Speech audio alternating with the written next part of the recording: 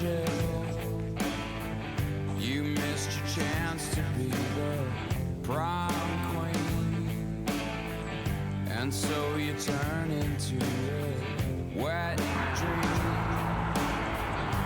star of your own video, late night show on the floor. Bad girl, no one's watching as you slow move to the rhythm of this sweet sound, booming through the radio, late night show.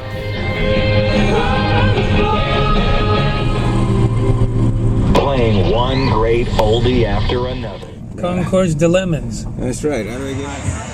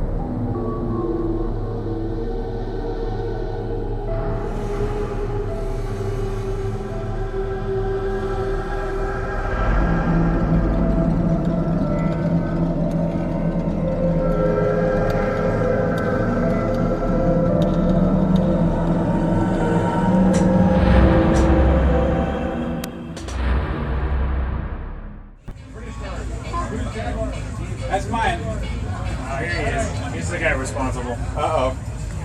Tell us what you've done to this poor beast. Well, you know, when I first bought it, it was an absolutely perfect Jaguar. And I bought it for $300 in Clear Lake. That's and I started taking it apart and I had a few other Jags, and I thought, hardly anybody's running Jags. Right. So when I started... There's a reason for that, you know. Yes, well, I fixed that reason. Okay. One is all the electronics, so I ripped out all the ignition out of it, every inch of wiring, and I rewired the whole car.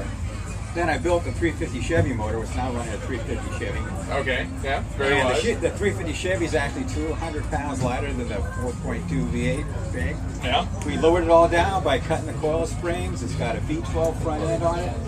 We've got later model disc brakes because the old ones were solid rotors and these were vented.